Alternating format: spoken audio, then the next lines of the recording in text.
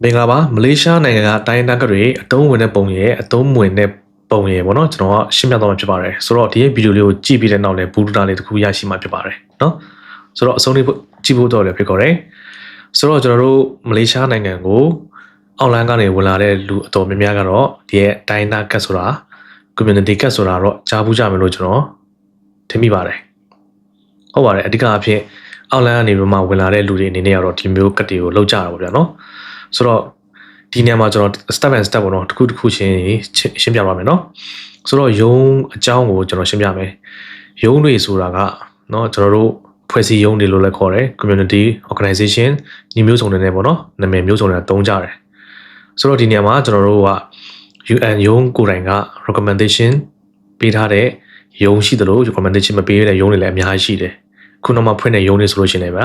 UN ယုံက recognize မလုပ်ထားဘူးလုပ်ထားတဲ့ယုံတွေလည်းအများကြီးပါပဲဆိုတော့ဒီယုံအပိုင်းမှာလုပ်နေတဲ့လူတွေကတော့တိမှာပါเนาะတော့ကျတော့ယုံကိုစိတ်ဝင်စားတဲ့လူတွေအနေနဲ့ဆိုရင်တိမှာပါဒါပေမဲ့မတိသေးလို့ရှင်တော့ကျွန်တော်ဒီရဲ့ဗီဒီယိုလေးကိုကြည့်ပြီးတော့ပုံမနားလည်မှာပေါ့ဗျာเนาะဆိုတော့ဒီရဲ့ UNHCR ယုံကိုယ်တိုင်က recommendation ပေးထားတဲ့ယုံတွေဆိုလို့ရှိရင်ဟိုရဲ့လွန်ခဲ့တဲ့ပေါ့နော်2000ကျော်2000ဝန်းကျင်ခုနှစ်ကတည်းကအစရှိလာတဲ့ယုံတွေဗျဆိုတော့နှစ်ပေါင်းက10နဲ့ရှိတဲ့ယုံတွေเนาะအဲ့တော့အယုံတွေမှာကိုရီးယားကတ်တွေပါလို့လုပ်တယ်ဆိုလို့ရှိရင်ကိုယ့်ရဲ့ bio တွေเนาะကိုယ့်ရဲ့ authority တွေကိုအပြင်မှာမပေါက်ဖို့အတွက်ပို့ပြီးတော့လုံခြုံတယ်ဆိုတဲ့အကြောင်းကိုကျွန်တော်အရင်ဆုံးပြောချင်တာပေါ့နော်အဲဒါကြောင့်တကယ်လို့ကတ်တွေပါလုပ်မယ်ဆိုရင်တော့မှအမျိုးယုံတွေကိုစုံစမ်းပြီးမှတော့လောက်ကြဖို့အတွက်ကျွန်တော်တိုက်တွန်းချင်တယ်ဆိုတော့နောက်မှပေါ်လာတဲ့ယုံတွေကမကောင်းလားဆိုတော့လေးလာကြပေါ့ဗျာเนาะကောင်းတယ်မကောင်းဘူးဆိုတော့ကျွန်တော်မပြောချင်ဘူးဒါပေမဲ့ကိုယ့်ရဲ့ bio တွေကအပြင်ကိုပေါက်မလားမပေါက်လားဆိုတာလည်းမသေးချဘူးအဲဒါကြောင့်ကျွန်တော်ကအတိအကျမပြောချင်တာเนาะ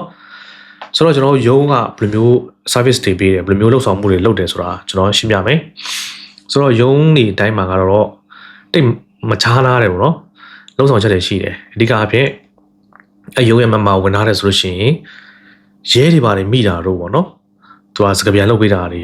နောက်ကျတော့တကယ်လို့ operation မိတာတော့ဆိုလို့ရှိရင်ယူအန်ယုံကိုစာတင်ပေးတယ်စာတင်ပြီးတော့ပေါ့နော်ကို operation မိတဲ့အချိန်မှာလဲကိုကနံပါတ်ပါလဲကိုနာမည်ပါလဲမွေးတက်ကရပါလဲဆိုတော့အဓိကမှတ်ထားမယ်မှတ်ထားတဲ့ဆိုမှတော့လေနောက်ကယုံကလူကလိုက်ပေးတယ်ဆိုလို့ရှိရင်အဲ့နာမည်နဲ့ယူအန်ယုံတင်ပေးရမှာတင်ပေးတဲ့အချိန်ကျဆိုရင်ယူအန်ယုံကနေတော့မှတခါတည်းတကြည့်ရတယ်ရှိတယ်ဒါမှမဟုတ်လို့ရှိရင်တကြည့်တဲ့အချိန်ဝင်လို့မရတဲ့အရာတွေလည်းရှိတယ်အဲဒါကြောင့်အဲ့ဒါတော့ depend ပေါ့ဗျာနော်ကိုယ့်ရဲ့ကန်နဲ့လည်းနည်းနည်းဆိုင်တယ်ဆိုတော့တချို့ကကျွန်တော်တို့အရင်ကလိုက်ပေးတဲ့ဂျားတွေကနေတော့မှထုတ်လို့မရတာတို့မတွေ့ရတာတို့အခက်အခဲတွေရှိတတ်တယ်နော်အဲ့ဒါကကြတော့အနာပိုင်နေနဲ့လည်းတက်ဆိုင်တယ်အဲဒါကြောင့် UN ရုံးကအပြေအဝကူညီနိုင်တဲ့အရာတွေကျွန်တော်တို့အမှတွေ့ရတာပေါ့ဗျာနော်ဆိုတော့ရုံးရဲ့လှုပ်ဆောင်မှုကနံပါတ်1အနေနဲ့တော့အဖန်စီပေါ့နော်နံပါတ်1အနေနဲ့ကပါလဲ2အနေနဲ့ပါလဲဆိုတော့ကျမ်းမာရေးပေါ့ဗျာကျမ်းမာရေးတကယ်လို့ရုံးတရုံးရဲ့ member ဝင်ထားတယ်ဆိုလို့ရှိရင်ကိုကကျမ်းမာရေးမကောင်းလို့ရှိရင်အယုံကိုအချောင်းချပြီးတော့မှကိုကဘယ်နေရာမှာဖြစ်နေတယ်နောက်ကျတော့ကိုကစကားမပြောတတ်လို့ဆိုလို့ရှိရင်စကားမပြောတတ်တဲ့ဆိုတဲ့အကြောင်းကိုသူတို့ပြောပြီးမှသူတို့ကနေပြီးမှဘယ်နေ့အဆင်ပြေမလဲဆိုတဲ့အရာကိုသူတို့ကလည်းအားတဲ့နေ့ပေါ့နော်သူတို့လူတွေများတယ်ဆိုတော့အားတဲ့အချိန်အားတဲ့နေ့မှာသူချိန်ပြီးမှစီုံစကန်သွားတာတွေရှိတယ်ဆိုတော့ကိုကဘယ်နေ့သွားချင်တယ်ဆိုတော့ကျရင်ကြိုတင်ဖုန်းဆက်ပြီးတော့မှပေါ့နော် appointment ယူတော့မှသူတို့လိုက်ပို့ခိုင်းလို့လည်းရတယ်သူတို့လည်းလိုက်ပို့ပေးတယ်နော်ဒါတော့ရုံးရဲ့လှုပ်ဆောင်ချက်နောက်တစ်ခုတည်းကအဲ့ရဲ့ရုံးတရုံးရဲ့ member ဝင်လိုက်ပြီဆိုတာနဲ့ပေါ့နော် UN ကိုရှောက်ပေးတယ် UN ရှောက်ပေးတယ်ဆိုတော့ကျွန်တော်တို့ဒီရဲ့ရုံး member ကိုဘယ်လိုလူတွေဝင်တင်လဲဆိုတော့ဆက်တော့ကျွန်တော်ပထမဆုံးစကားလို့ပဲပေါ့နော် online ဝင်လာတဲ့လူတွေ passport မရှိတဲ့လူတွေအဲ့လိုလူတွေအနေနဲ့ကတော့ဒီရုံးတရုံးပေါ့နော်ကိုကြိုက်တဲ့ရုံးရွေးလဲပေါ့နော်ကိုကတိုင်းသားဆိုလို့ရှိရင်တိုင်းသားရုံးဘယ်တိုင်းသားလဲဗမာတိုင်းသားလားဗတိုင်းသားလဲအမှတူရုံးနဲ့တူတက်ဆိုင်ရာရုံးတွေရှိတယ်အမှကိုကြိုက်တဲ့ရုံးရွေးတော့မှကိုကြိုက်တဲ့ရုံးတွက်လို့နော်လုပ်လို့ရှိရင်ကိုကအောက်လန်းလာတယ်လာတော့ passport မရှိဘူးတောက်ထားမရှိဘူးကိုကမြန်မာမှတ်ပုံတွေပဲရှိရဆိုရင်ဒီမလေးရှားမှာတုံးလို့မရအောင်လေမလေးရှားမှာနော်စေုံစေကံပြတာတို့နောက်ကျတော့ဒီအဖန်စီနေရတို့နောက်ကျတော့ဒီလက်မှတ်တွေဝယ်တဲ့နေရာတို့ဆိုလို့ရှိရင်တုံးလို့မရအောင်နော်ဆိုတော့မှတ်ပုံတွေဘယ်နေရာမှာတုံးလို့ရတယ်ဆိုကျွန်တော်နောက်မှပြပြမယ်နော်ဆိုတော့အောက်လန်းတွေဝင်တဲ့လူတွေတင်နေတော့ဒီမျိုးကတ်တွေပါလေလှုပ်ထားတဲ့နဲ့ကတ်တွေပါလှုပ်ထားခြင်းအားဖြင့်ပေါ့နော်ကိုယ့်ရဲ့အားကိုးရတနေရာရတယ်နောက်တစ်ခုအနေနဲ့ကတော့ကျွန်တော်တို့ UN ရှောက်ပြီးတာနဲ့ပေါ့ဗျာကျွန်တော်အပြင်မှာကိုယ့်ကိုရှောက်တယ်ဆိုလို့ရှိရင်ကိုယ့်ရဲ့ data တွေနော်စာရွက်စာတမ်းတွေပျောက်သွားခဲ့တယ်ဆိုလို့ရှိရင်ကိုကဘယ်လိုပြန်ရှာရမလဲ တိုင်ပတ်ရောတိုင်ပတ်တော့ကိုရှောက်ထားတဲ့ဥစ္စာဘုမှာ2020ကနေရှောက်တယ်ပဲထားလိုက်2023မှာပျောက်တယ်ဆိုလို့ရှိရင်ဆိုတော့ကိုရှောက်လာတာ3နှစ်လောက်ရှိနေပြီရှိနေဆိုတော့အတွက်အဲ record က UN ပေးတဲ့ချိန်ကျတော့ရှင်เนาะလူများကနှစ်နဲ့ဆင်လိုက်ပြီးရလေပြီးတော့ဆိုတော့ဒီနှစ်မှာဒီနှစ်ထဲမှာပေါ့နော်ဥပမာဒီရဲ့2026ဆို2000ကရှောက်တဲ့လူတွေကိုပေးမယ်ဆိုလို့ရှိရင်ကိုရဲ့စင်းစရာတွေမတိတော့ဘူးကိုUN ရှောက်တဲ့နံပါတ်တွေလည်းမတိတော့ဆိုခွင့်ရှုံးအဲ့လိုတွေဖြစ်တတ်တယ်လေအဲ့ဒါကြောင့်ကိုကိုတိုင်းရှောက်လာတဲ့ဒီရုံးတွေမှာပေါ့နော်သူက member ဝင်ပြီးတော့မှရုံးတွေမှာရှောက်ခိုင်းတာပို့တော့မှကောင်းပါတယ်ဆိုတော့ကိုမတိတဲ့အရာတွေပေါ့နော်ရုံးတွေဆိုတာကလည်းတင်ထားပြီးတယ်ကိုယ့်ရဲ့ဘိုင်အိုတွေနဲ့ကိုယ့်ရဲ့အချက်လက်တွေပေါ့နော်အဲ့ဒါတွေတင်ထားပြီးတယ်ကိုUN ရှောက်တဲ့စာရွက်တွေရောသူတို့က data ထဲမှာတင်ထားပြီးတယ်အဲ့ဒါကြောင့်ရုံးတွေမှာရှောက်ဖို့အတွက်ကျွန်တော်က recommend ပေးချင်တယ်ဗျာနော်ဒါတော့ကိုစက်နှစ်တက်ရရုံးမှာနော်ကိုနဲ့တက်ဆိုင်ရရုံးမှာတွားပြီးရှောက်ကြအထူးသဖြင့်ဗျာ passport လည်းမရှိဘူး visa လည်းမရှိဘူးအထောက်အထားဘာမှမရှိတဲ့လူတွေအနေနဲ့လှုပ်ထားတဲ့အောင်ကျွန်တော်ပြောတာနော်ဆိုတော့ passport ရှိတဲ့လူတွေအထောက်အထားရှိတဲ့လူတွေအနေနဲ့ကတော့မလို့လည်းကိစ္စမရှိပါဘူးအဲ့ဒါတော့ကိုယ်တမိုင်းပေါ့နော်ဆိုတော့ဒီနေရာမှာကလုံနေရပြီးသွားပြီပြီးအတုံးဝင်ပုံကလည်းပြီးသွားပြီပေါ့နော်နောက်ကျတော့အတုံးဝင်တဲ့နေရာကကျတော့ဘယ်နေရာလဲဆိုတော့ရဲဖက်တဲ့နေရာအတုံးဝင်ရဲဖက်လို့ဆိုရှင်မင်းကန့်ပါလဲကိုကြည့်လိုက်ဟာ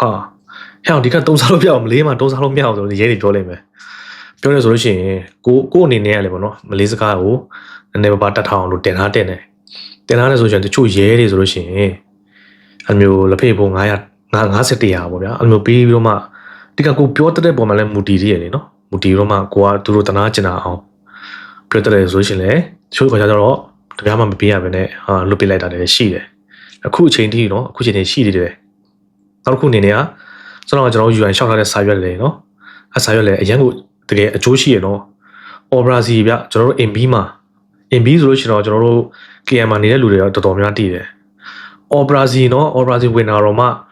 အဲ့ရဲ့အမတယောက်ကသူကဒီ UN ရှောက်ထားတဲ့စာရွက်ရှိတယ်ငါ refugee လို့ပြောလိုက်တာပေါ့နော်ဒုက္ခတယ်လို့ပြောတာဒုက္ခတယ်လို့ပြောတာတော့မှအဲ့ရဲ့ကြီးတဲ့လူကယောက်ျားလေးကနေတော့သူ့ကိုမင်းသွားတော့သူတို့ကပြောတာပေါ့နော်အဲ့အမကိုသွားခိုင်းတာအမလွတ်သွားတာအဲ့လိုလည်းရှိတယ်အဲ့ဒါကြောင့် UN ရှောက်ထားတဲ့စာရွက်ကိုလည်းအများနဲ့ကင်ပါနော်နောက်ကျတော့ကိုကဘယ်မှာဖမ်းမိတယ်ဆိုလို့ရှိရင်ဖမ်းမိတဲ့နေရာမှာပေါ့နော်ကိုရုံးဖုံးဆက်ဆုံးဆက်ပြီးမှကိုရဲ့နံပါတ်ကပါလဲကိုရဲ့ဝတ္တကရပါလဲနောက်ကျလို့ရှိရင်အဲ့ရဲတွေကိုမေးလို့ရတယ်အခုငါတို့တွားမှာဘယ်ရုံးလဲဒါပေမဲ့မလေးစကားတက်ဖို့တော့နည်းနည်းတော့တင်ရမယ်ဗျနော်ကိုငါတို့တွားမှာဘယ်ရုံးလဲဆိုတဲ့အရာအဓိကကိုတွားတဲ့နေရာကိုတိမှတာလဲအနောက်ကလူကလိုက်လို့ရတာဟေးအဲ့လိုတော့ရှိတယ်နော်ဆိုတော့ကျွန်တော်ရုံးအကြောင်းရှင်းပြပြီးသွားပြီဘလူလူတွေလုပ်တဲ့နေဆိုတာရှင်းပြပြီးသွားပြီနောက်ပြီးတော့ကလုတ်တဲ့အရာကိုလည်းရှင်းပြပြီးသွားပြီနော်အသုံးဝင်တဲ့ပုံနောက်ပြီးတော့အသုံးဝင်တဲ့ပုံကိုလည်းရှင်းပြပြီးသွားပြီနော်အသုံးဝင်တဲ့ပုံကကျတော့ကျွန်တော်ရေဖမ်းတာလည်းပေါ့နော်အဓိကရေဖမ်းတာအသုံးဝင်ဒါပေမဲ့community ကတ်ရှိရနေပေါ့နော်အခုဆိုရှင်ကျွန်တော်တို့တည်ပါပါ merchant trade ဆိုတာ merchant trade manager တည်ရမလားအဲ့ဒါတွေပါလေလုပ်လို့ရတယ်နောက်ပိုင်းကျတော့ဘယ်လိုလာမလဲတော့မသိသေးဘူးเนาะအခုလက်ရှိအချိန်ထိတော့ကျွန်တော်တည်တဲ့လူတလုပ်တာလုပ်လို့ရနေတယ်ဒီရဲ့ community ကတ်ရှိရတယ်ပေါ့နော် merchant trade money ဆိုတာလည်းအသုံးဝင်တယ်ဗျကျွန်တော်တို